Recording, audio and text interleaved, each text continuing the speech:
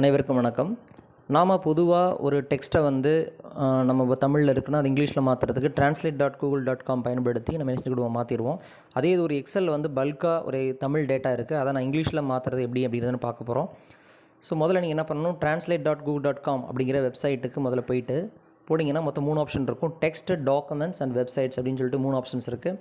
அதில் டாக்குமெண்ட்ஸ் அப்படிங்கிற ஆப்ஷனை கிளிக் பண்ணிவிட்டு அதில் ப்ரௌஸ் யுவர் கம்ப்யூட்டர் அப்படிங்கிறத கிளிக் பண்ணிவிட்டு ஸோ அந்த எக்ஸல் ஃபைலை நீங்கள் என்ன செஞ்சுக்கணும், செலக்ட் பண்ணிவிட்டு ஜஸ்ட்டு வந்து ஓப்பன் அப்படிங்கிறத கொடுத்துடணும்.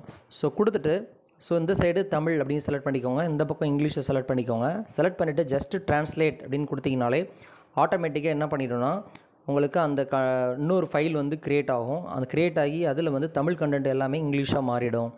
ஸோ இந்த மாதிரி ரொம்ப ஈஸியாக இருக்கும். நிறைய பல்காக நீங்கள் தமிழில் உள்ளது இங்கிலீஷில் மாற்றணுன்னா இந்த மாதிரி ஈஸியாக மாற்றிக்கலாம். அதே மாதிரி பிடிஎஃப் ஃபைல் மாற்றுறதா இருந்தாலும் நீங்கள் பிடிஎஃப் ஃபைலையும் மாற்றிக்க முடியும். ஸோ அதுக்கு நீங்கள் அதே சேம் மெத்தட் தான். ஜஸ்ட் என்ன பண்ணணும்னா, நீங்கள் இப்போ நான் எக்ஸல் ஃபைல் பண்ணி பார்த்தேன், அதே மாதிரி என்ன பண்ணணும்னா நீங்கள் ஒரு பிடிஎஃப் ஃபைலை செலக்ட் பண்ணுங்கள். ஸோ அது இங்கிலீஷில் இருக்குது. ஸோ உள்ள கண்டென்ட் இங்கிலீஷில் இருக்குது. அதை என்ன பண்ண போகிறேன், நான் வந்து தமிழில் மாற்ற போகிறேன். ஸோ இந்த பக்கம் இங்கிலீஷ் செலக்ட் பண்ணிக்கோங்க, அந்த பக்கம் தமிழ் அப்படிங்கிறத செலக்ட் பண்ணிவிட்டு ஜஸ்ட் ட்ரான்ஸ்லேட் அப்படின்னு கொடுத்தீங்கன்னா இன்னொரு ஃபைலாக என்ன செஞ்சிடும், க்ரியேட் ஆகி அதில் வந்து என்ன வந்துடும், ஆட்டோமேட்டிக்காக வந்து உங்களுக்கு தமிழில் மாறிடும். ஸோ இதை இந்த மெத்தடை யூஸ் பண்ணி பாருங்கள்.